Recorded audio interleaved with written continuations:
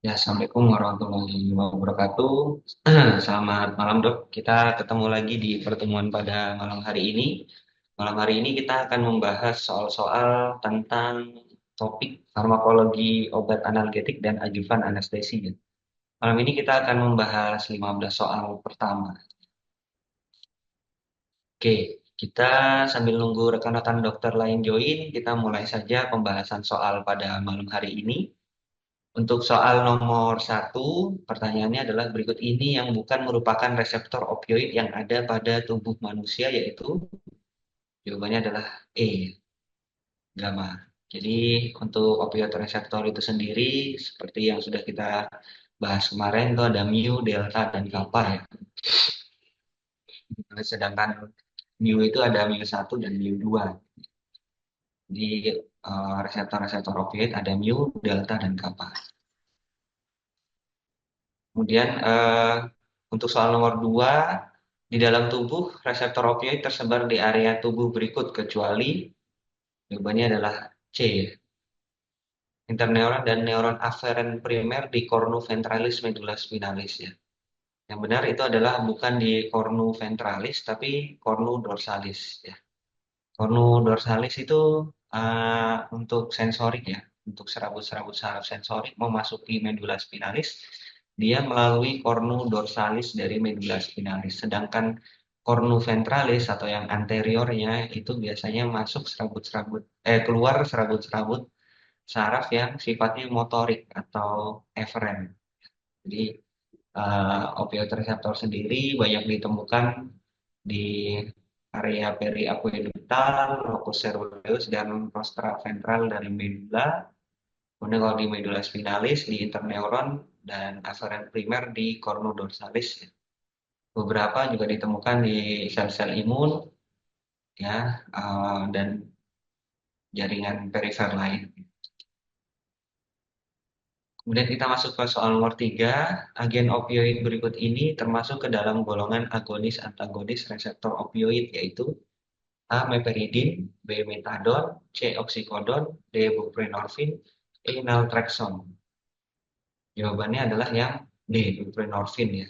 Jadi kemarin juga sudah kita bahas ya tentang adanya obat opioid yang sifatnya agonis antagonis atau parsial agonis ya atau kata lainnya. Sedangkan yang murni agonis itu ada beberapa seperti morfin, meperidin, fentanyl dan turunannya seperti sufentanil, alfentanil, remifentanil ya. Kemudian ada kodein ya, oksidon dan hidrokodon. Kemudian ada turunan dari morfin seperti hidromorfon maupun oksimorfon. Metadon, tramadol itu termasuk agonis penuh dari opioid. Sedangkan yang parsial agonis atau yang disebut juga agonis antagonis itu ada pentazocin, butorfanol, nalbuphine, buprenorphine, nororfin, ya, brimazozin, desozin, dan metazinol. Untuk antagonisnya ada naloxone dan naltrexone ya. Yang lebih familiar digunakan itu ya naloxone. Masuk ke soal nomor 4. Agen opioid golongan agonis-antagonis bekerja terutama pada reseptor opioid kappa. Efek dan sifat stimulasi pada reseptor kappa yaitu A. Menimbulkan diuresis, B. Menimbulkan retensi urin, C. Depresi ventilasi, D. Konstipasi, E. Analgesia lebih efektif dibandingkan melalui reseptor mu. Jawabannya adalah A ya. Jadi untuk reseptor kappa ya dia menyebabkan inhibisi uh, pelepasan neurotransmitter melalui kalsium channel yang tipe N. Jadi di sana akan terjadi sedasi dan spinal analgesia ya, dan juga diuresis itu bisa terjadi dan disforia ya, ketika reseptor kappa ini teraktivasi. Kalau mu kemarin kita udah bahas depresi nafas, supraspinal analgesia, kemudian muscle rigidity, kemudian ada dependensi fisikal dari opioid itu ditimbulkan akibat stimulasi reseptor mu. Sedangkan disforia selain kappa ya itu juga jadi pada apa, reseptor sigma. Kita lanjut ke soal nomor 5. Absorpsi opioid yang benar sesuai dengan pernyataan berikut ini adalah, jawabannya adalah yang B. Kadar serum fentanyl patch mencapai plato dalam waktu 14-24 jam setelah pemakaian dan bertahan selama 72 jam. Oke, jadi untuk absorpsi beberapa yang menjadi ciri khas obat golongan opioid ya. Kalau pertama itu tadi ya, tentang pilihan jawabannya untuk fentanyl patch ya. Fentanyl patch ini eh, seperti yang kita udah bahas kemarin, dia butuh waktu ya. Dia butuh waktu untuk mencapai kadar plasma terapeutik ya. Biasanya 14-24 jam. Karena fentanyl patch ini ditempel di kulit sehingga absorpsi transdermal terjadi secara perlahan karena terbentuk yang disebut dengan dermal reservoir. Jadi kayak terbentuk simpanan obat di dermis ya, kemudian diabsorpsi secara perlahan masuk ke intravaskular. Jadi dia butuh waktu. Nah, pada pasien-pasien geriatri atau yang muda itu bisa terjadi delay yang lebih lambat lagi. Dan penyerapannya ini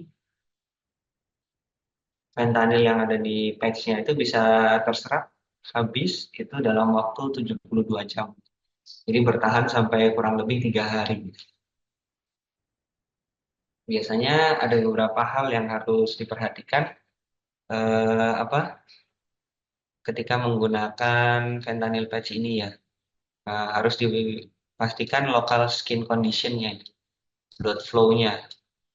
Jadi area kulit yang ditempeli fentanyl patch diperhatikan ya, tidak ada gangguan atau kerusakan dermis yang terjadi di area sana. Dan hati-hati pada pasien-pasien yang dengan peningkatan peripheral blood flow. Biasanya pasien-pasien yang mengalami vasodilatasi, pasien-pasien yang demam, kemudian mungkin di area penempelan fentanyl patch itu ada peningkatan suhu, ya.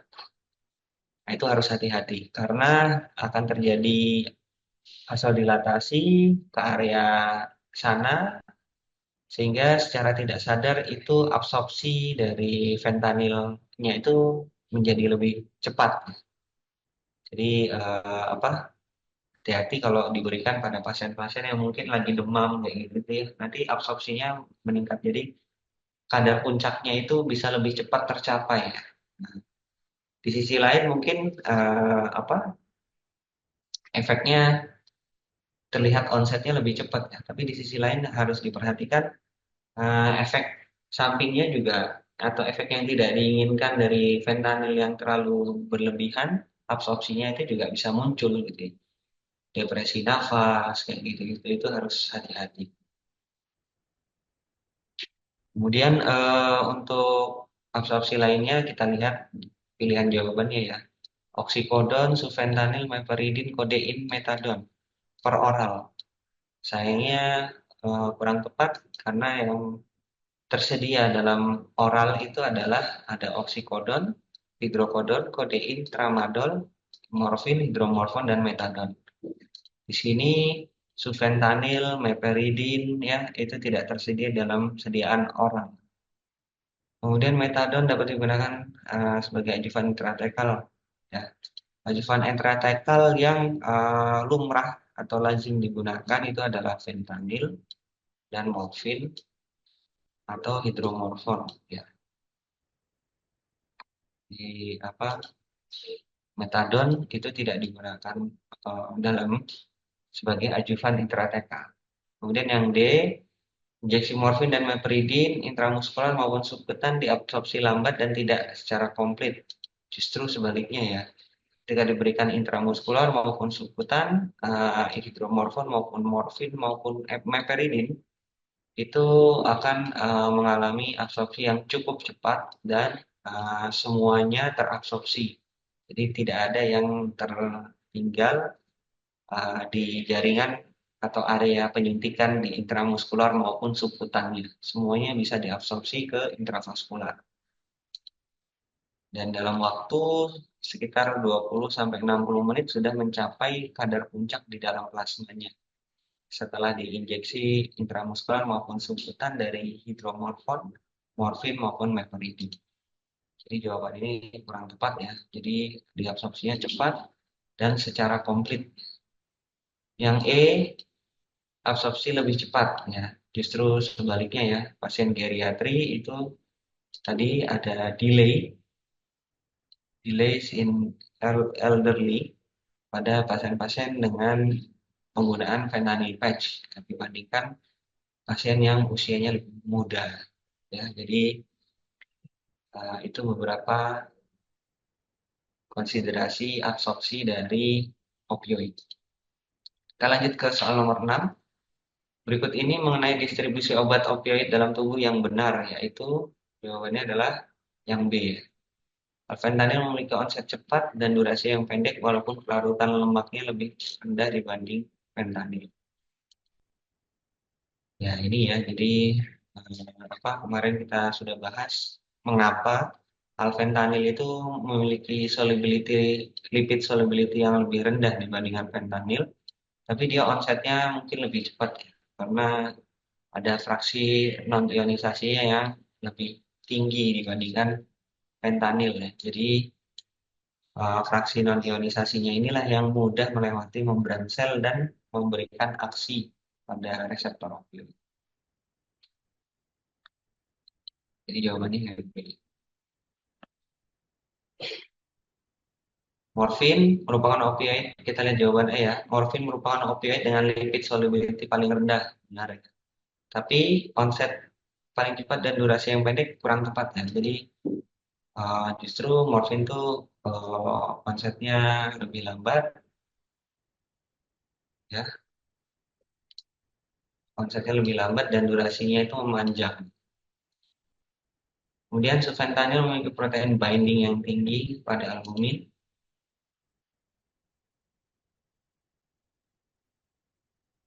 Itu kurang tepat ya.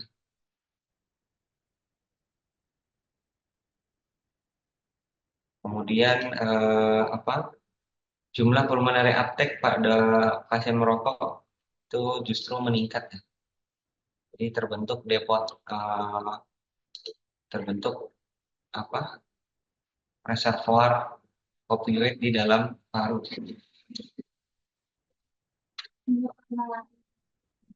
Oh iya, ini.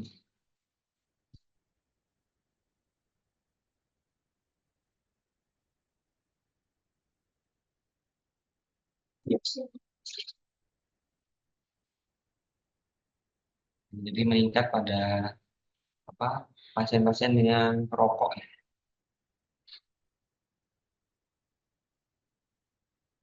Kemudian yang terakhir fraksi non ionisasi fentanyl lebih banyak dibandingkan fentanyl tadi udah kita bahas ya. Kebalikannya fraksi non ionisasi fentanyl itu lebih sedikit dibandingkan fraksi non ionisasi dari alfentanil.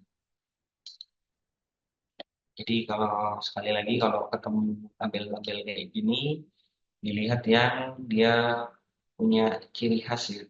Entah itu yang paling kecil atau yang paling besar ya. Nah, itu biasanya yang ditanyakan atau dijadikan soal itu dari hal-hal seperti itu ya.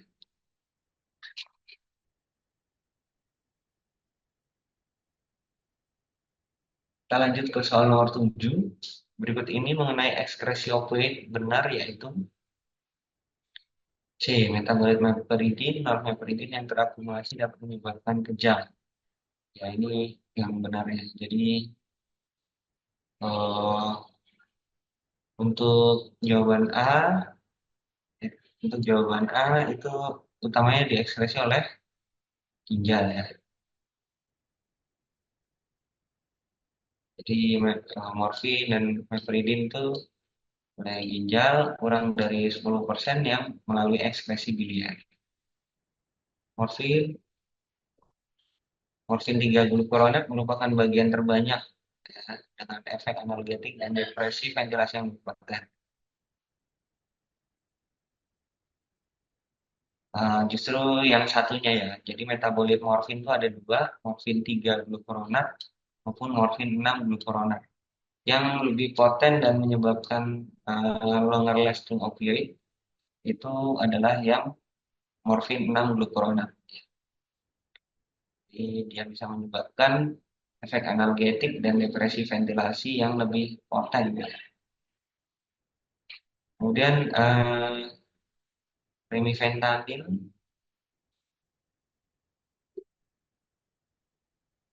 seperti yang disampaikan kemarin ya, fentanyl, remifentanil atau alfentanil, sulfentanil, metabolitnya semuanya tidak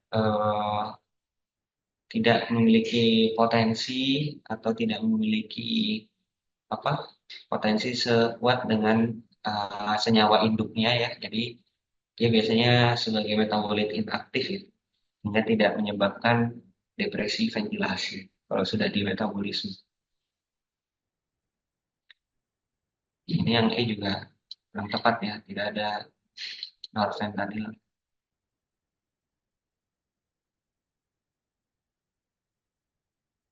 Kita lanjut ke soal nomor 8.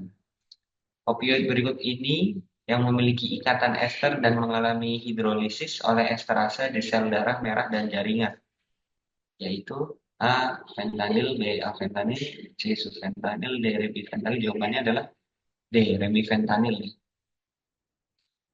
Ya, kemarin kita udah bahas di antara opioid yang memiliki ciri khas khusus itu remifentanil karena dia memiliki struktur ester yang mudah terhidrolisis oleh esterase yang berada di plasma dan jaringan. Di plasma dia ada sel darah merah dan di jaringan ada esterase jaringan, sehingga dia lebih mudah dipecah dan di metabolisme di apa plasma maupun jaringan sehingga dia uh, durasi kerjanya lebih pendek. Kita lanjut ke soal nomor 9. Efek histamin rilis dapat terlihat pada penggunaan opioid berikut ini. Jawabannya adalah D, C, morfin ya. Jadi apa? Ada beberapa obat opioid yang sifatnya menyebabkan histamin rilis. Pembahasannya nanti setelah nomor 10 ya. Efek histamin rilis pada penggunaan opioid dapat dicegah dan ditangani berikut ini kecuali pemberian koadministrasi benzodiazepin. Jadi itu tidak mengurangi efek histamin rilis dari penggunaan opioid.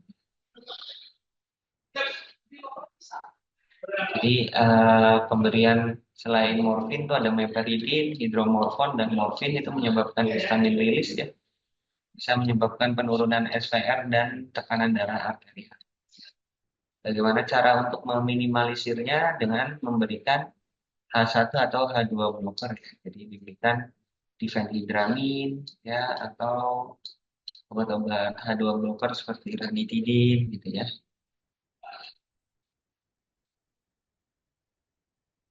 Kemudian bisa diberikan cairan intravena dan vasopresor ya. Jadi jawaban B masih oke, jawaban C masih oke ya.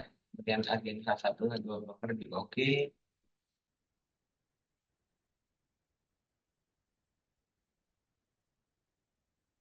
Kemudian cara lainnya adalah memberikan bolus pelan ya atau malah drip ya agar tidak terjadi efek histamin rilis yang sangat besar kalau diberikan secara bolus dalam jumlah besar.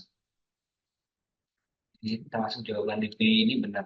Yang kurang tepat yang E ya jawabannya. Jadi karena ini kecuali maka jawabannya adalah yang E.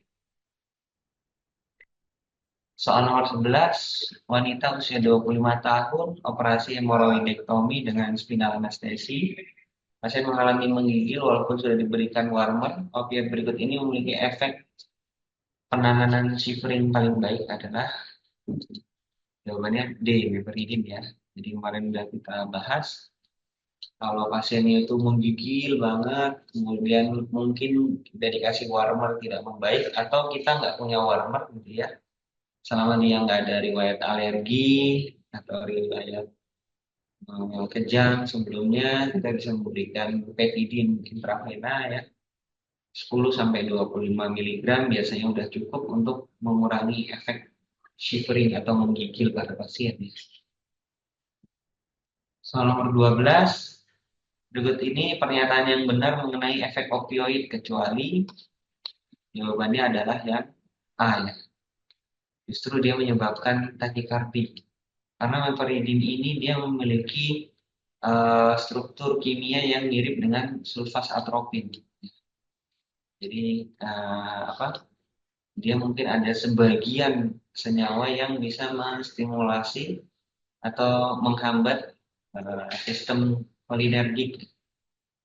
Kayak kerjanya kayak SA gitu ya, sehingga terjadi takikardi.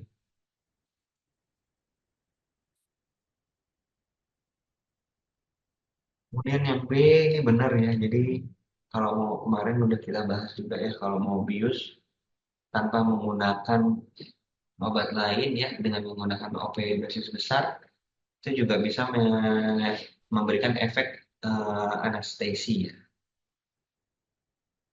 Kemudian pemberian meperidin pada pasien yang mengonsumsi obat antidepresan dapat menyebabkan serotonin syndrome.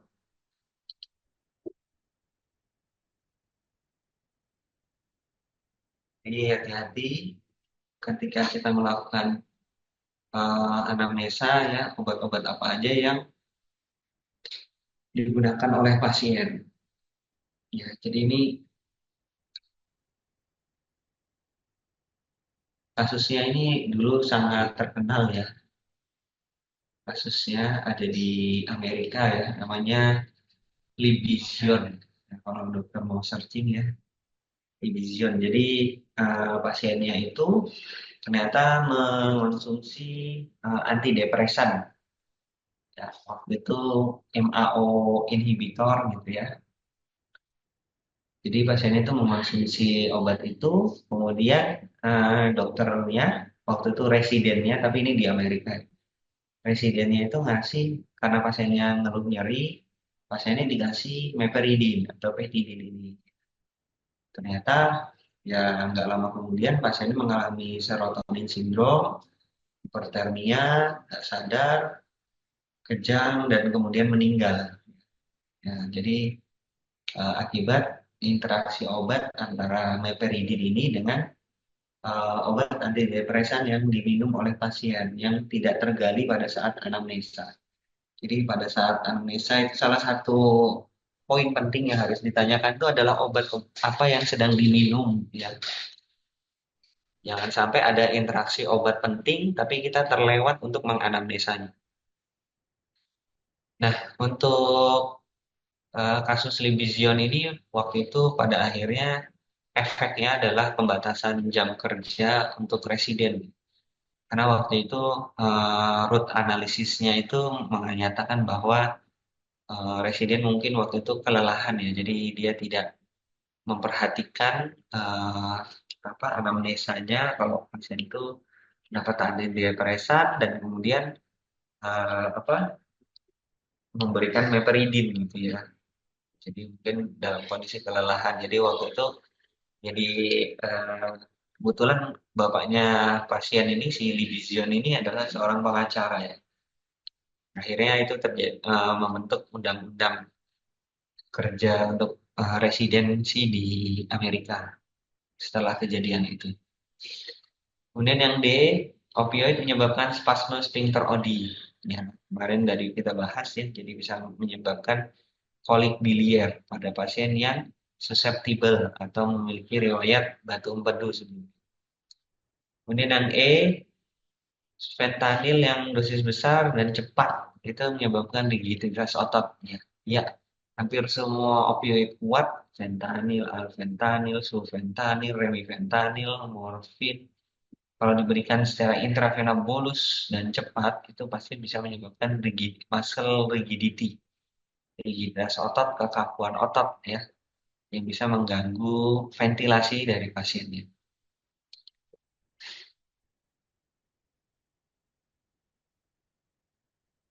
Kita lanjut ke soal nomor 13. Ya,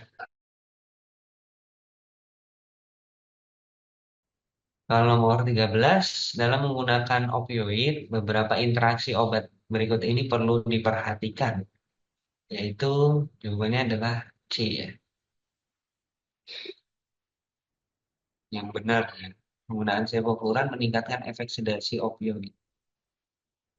Jadi ada beberapa hal, ya ini tadi ya, meperidin dan monoamin oksidasi MAO inhibitor itu bisa menyebabkan stabilitas hemodinamik, hiperpiraksia, koma, respiratory arrest, atau kematian. Yang tadi Libizion tadi ya. Jadi jawaban A ini kurang tepat ya, bukan memperkuat efek analgetik dan durasi kerjanya. Kemudian fentanyl pada pasien dengan MAO ini tidak ada hubungannya ya, justru yang nggak boleh itu meperidin ya. Kemudian mengonsumsi erythromycin memperpanjang waktu paru. Biasanya justru apa yang terpengaruh itu adalah yang alfentanil ya. Kalau pada pemberian erythromycin, erythromycin itu salah satu obat yang terkenal dia mengganggu atau bekerja pada sitokrom P450 di hepar ya. Jadi dia akan mempengaruhi banyak obat yang di metabolisme di hepar ya. Salah satunya alfentanil. Kalau diberikan bersamaan atau diberikan pada pasien yang mengonsumsi erythromycin, maka akan terjadi gangguan eliminasi ya, dan sehingga waktu paru eliminasinya memanjang. Artinya tidak menutup kemungkinan durasi kerjanya atau efeknya di dalam tubuh itu memanjang. Jawabannya ini apa? Yang kurang tepat sufentanilnya ya, harusnya alfentanil. Kita lanjut ke soal nomor 14. Laki-laki usia 75 tahun post-op laparotomi mendapatkan opioid dalam sirip pump. Dosis opioid sebagai analgetik post-operatif yang benar adalah, jawabannya adalah yang B ya. 0,5 sampai 1,5 mikrogram per kilogram berat badan intravena. Jadi opioid itu nanti penggunaannya macam-macam ya. Ada yang sebagai intraoperatif anestesia atau postoperatif analgesia. Ini postoperatif analgesia ya. Jadi untuk postoperatif analgesia untuk dosis fentanyl itu 0,5 sampai 1,5 mikrogram per kilogram berat badan. Benar. Kalau morfin itu harusnya untuk postoperatif analgesia untuk intravena itu adalah 0,03 sampai 0,15. Ya, ini kan 0,03 sampai 0,15. Jadi bukan 0,5 atau 0,2 ya. Kemudian remifentanil kalau diberikan intravena itu dosisnya adalah untuk postoperatif analgesia itu ada 0,05 sampai 0,3. 0,05 sampai 0,3. 4 ya. Kemudian hidromorfon untuk analgetik postoperatif ya, intravena itu kalau berian intravena adalah 0,01 sampai 0,02. Untuk fentanyl itu uh, sekitar 0,25 20. Tapi itu sebagai dosis intraoperatif anestesia. Jadi ini dosis intraoperatif anestesia.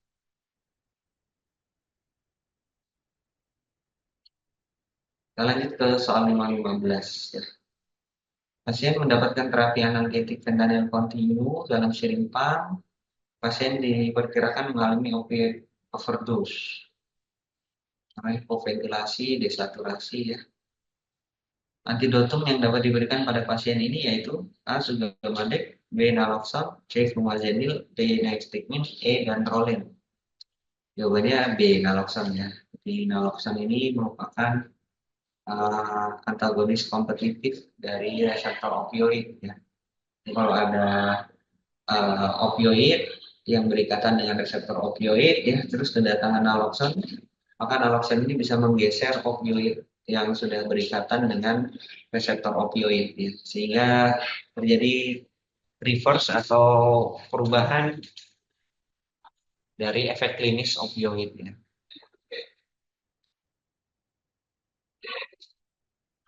Naloxone ini mereverse semua efek agonis pada reseptor opioid baik yang endogen maupun eksogen. Ya, jadi dua-duanya semuanya reverse oleh naloxone ini ya.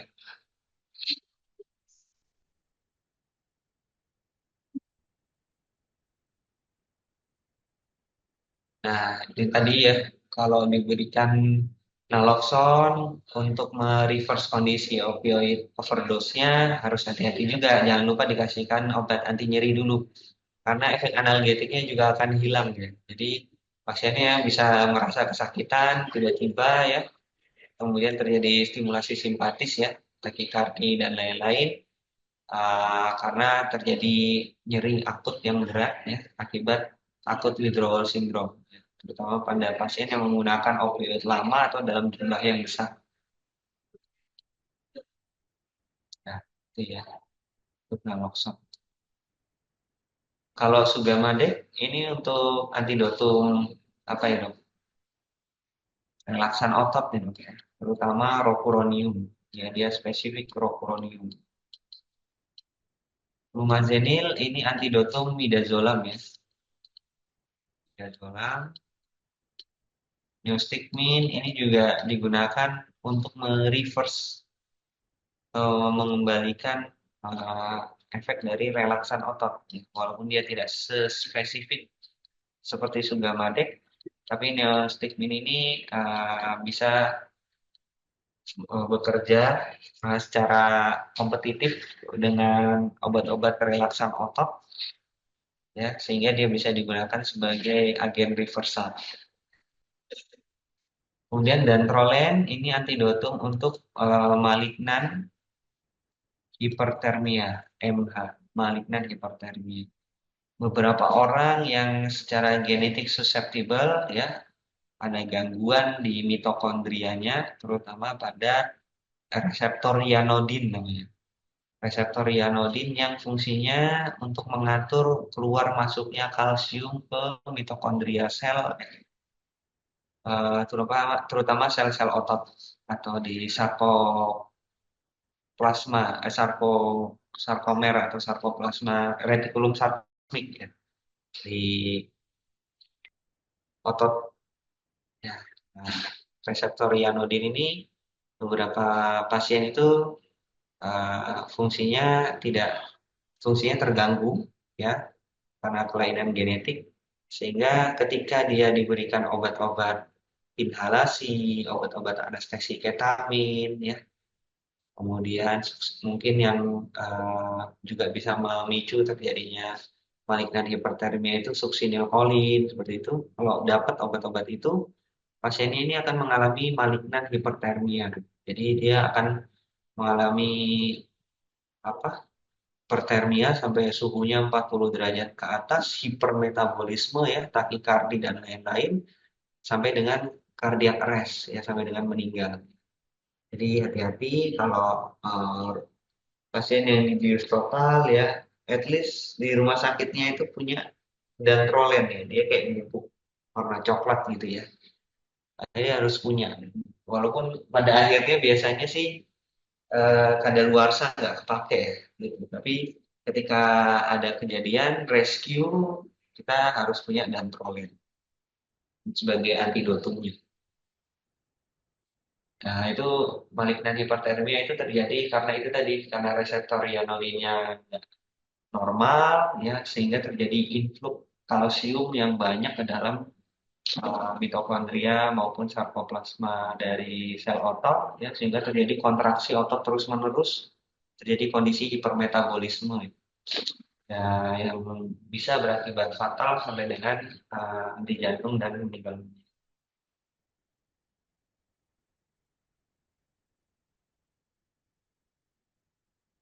Oke. Ya, itu 15 soal yang kita bahas malam hari ini, Dok. Mungkin dari dokter ada yang mau ditanyakan, disampaikan, dipersilakan, Dok.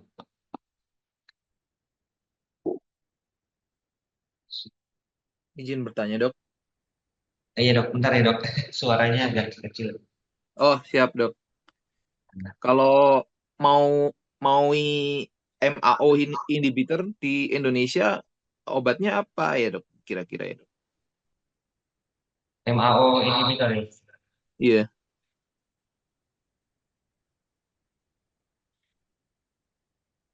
Ada beberapa yang masih dipakai oleh sejawat psikiatri ya. Eh,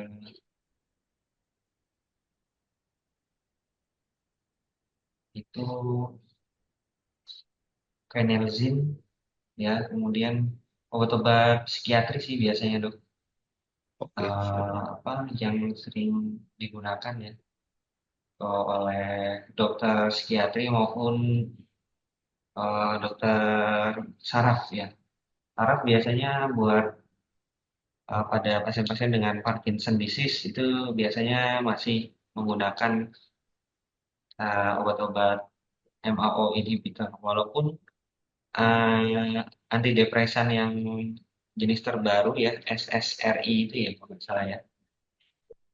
Nah, itu lebih lebih banyak digunakan. Kalau yang umum mungkin yang masih banyak digunakan itu Penelzin ya, obat-obat psikiatri gitu lah. Oke, siap, Dok. Terima kasih, Dok. Jadi biasanya sih kita hati-hatinya itu nanya kalau misalnya pasiennya ada riwayat psikiatri ya, obat-obat apa aja yang dia dapat itu dari apa dokternya gitu ya, dari dokter psikiatrinya. Nah, itu yang kita tanyain gitu. Jadi apakah apalagi kalau diagnosanya itu depresi gitu ya. Nah, kita harus memastikan obat yang diberikan itu apa.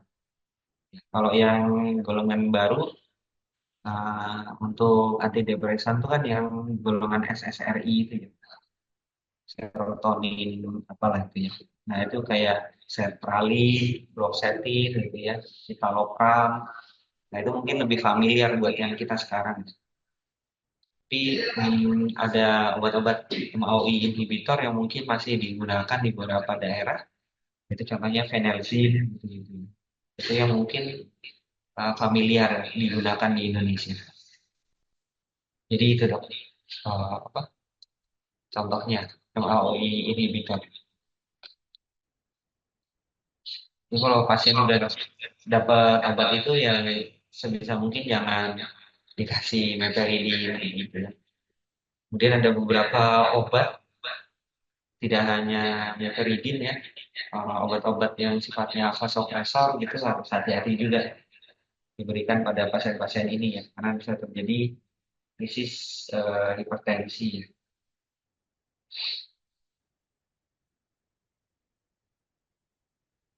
Kira-kira gitu dok. Mungkin apakah menjawab dok? Siap, Dok. Makasih, Dok. Ya, oke. Mungkin ada pertanyaan lain dari dokter?